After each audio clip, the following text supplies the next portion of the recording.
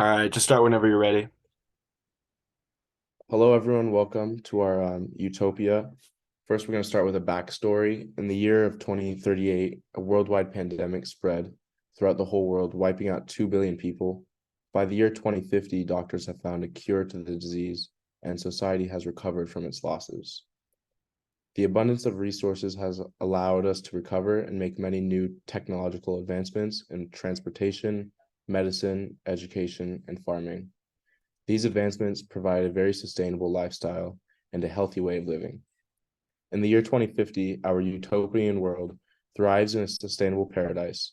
These cities are vibrant and integrated with nature, featuring eco-friendly structures covered in greenery. We will also use renewable energy sources such as solar panels and wind turbines to power these cities, ensuring a clean and abundant energy supply for all. The transportation is efficient and pollution-free with a widespread use of electric and hydrogen-powered vehicles, alongside a well-developed public transportation system. This transportation system will utilize trains with magnetic levitation to get citizens to and from. This utopia will provide a sustainable agriculture using techniques such as vertical farming to provide an abundance of nutritious food with minimal environmental impact. Waste is minimized through comprehensive recycling and upcycling initiatives, converting waste into valuable resources. As for the pharmaceutical industry, a brand new technological system has been integrated. This system includes the use of artificial intelligence to treat patients through advanced practices. By this time, cancer is no longer a threat to human life after a small robot the size of a pill has been developed to stop the production of harmful cancer cells in the body. In this utopia, society has successfully transitioned into a circular economy where resources are used efficiently and biodiversity is preserved. The collective commitment to sustainability has created a flourishing and equitable world for all people. We will now be moving on to Ben with the characters. Thank you, Daniel. So now that we've introduced this world, let me introduce you to some of our characters. The first character is Bennett Jr., who has brittle bone syndrome. Now, in today's world, Bennett would not be able to participate like you or I. But in the future, thanks to advancements in technology, he is able to use a mech suit to participate in everyday life, just you or I could, and will be able to become a productive member of society. Moving on from Bennett Jr., let's look at Helga the pharmacist, who uses AI to help get the correct drugs for her patients and make sure that every single drug that she is giving out is ethical and sustainable, thanks to a new pharmaceutical system that emphasizes humanity over profit. Now, with Jeremy, the doctor who is half robot, he is able to work long days and long nights using the help of his robot powers, and also under a ethical medical system will no longer need to put profit over his patients any longer. Now that we're going to be leaving the medical system, let's look at Professor 3 Inst 3 In, a reincarnated version of Einstein that can teach our future students in STEM about lessons from the past to look towards the future. He and many other robots like him are going to educate the future for an even better tomorrow. Moving on from a robotic professor friend, let's look at the Burgumphrey family. The Burgumphrey family no longer has to work today like you and I. Thanks to robots and AI taking over most of the jobs, they are now free to pursue their passion, rapping. Here they are on their way to Rolling Loud to headline for Robot Drake. Wow, what a truly beautiful world. Finally, let's look at Chat GPT CEO Gus, who has an AI brain implant that allows him to make decisions more ethically than you or I could. Thanks to the AI in his brain, Gus Gus's every decision will be carbon neutral and apply a utilitarianism mindset, allowing him to use hedonistic calculus to determine which option will cause the least pain for people around the world. These are some of the characters in our future society. And now I'll move on to the comparison.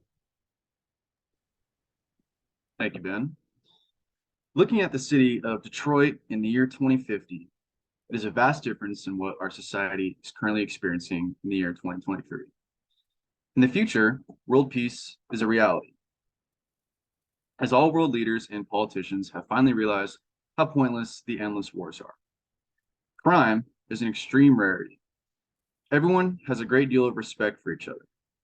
Everyone receives the highest possible level of education imaginable from the legendary revived Professor Albert Einstein, also known as 3 and 3 Einstein teaches everyone the value of morals and ethics, and it is heavily preached in his lesson plans.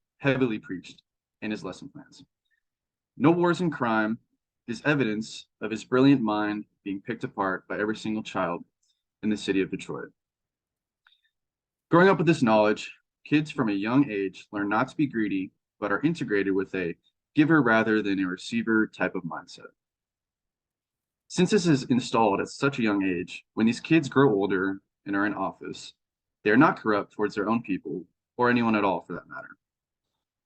Another characteristic of Detroit in the future is that everything is extremely affordable. Money is not a worry on anyone's mind. Everyone is able to live in a nice house, afford healthy and nutritious food, the highest level of education imaginable because it's free, public transportation, which is also free, and social activities such as going out to the bar with your friends doesn't cost $15 for a single drink. In 2050, robots and artificial intelligence have taken over, but in a great way. Robots and AI have all the jobs, so every person is able to fully pursue their dreams and their purpose, such as the Burgumphrey family, as mentioned earlier, for example. The entire family has a deep passion for rhythm and poetry, and each of them were able to pursue their dream. In the year 2050, robots and AI are the doctors. As I previously mentioned, they all have the jobs. They work with much, much more advanced medicine, and it's way cheaper too. This medicine, when injected into someone, not only works faster, but only one dosage is necessary.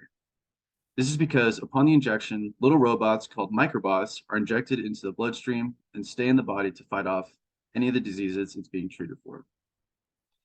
These robots and AI from upon creation have been programmed with Professor Einstein's genius and morally ethical values, meaning that these doctors have the best interest in the humans, which is curing them rather than constantly feeling the need to treat them and suck money out of poor people's pockets. They lack the ability to lie since they are robots, so people don't have to worry about any sort of lying, corruption, or greed. In 2050, the city of Detroit is the premier city on the planet because of its utopia-like aspects, its elite educational and ethical systems, and way of life all around. And now we're going to look at the connections.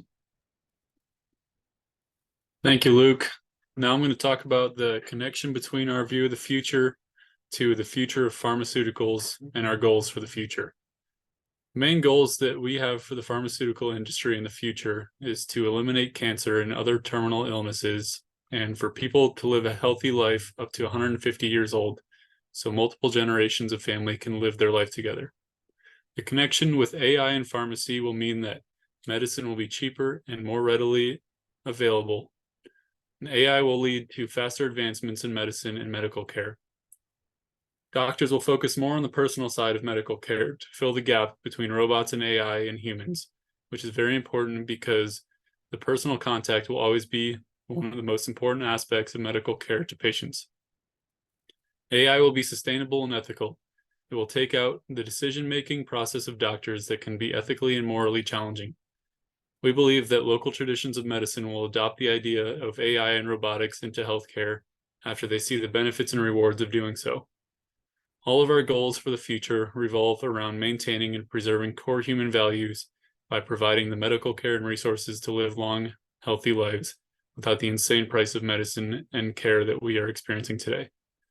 I'll pass it back to Ben to wrap this presentation up. Thank you so much for listening to our vision for the future. I hope you were inspired as much as we were. We think this is the utopia that humanity not only needs but deserves.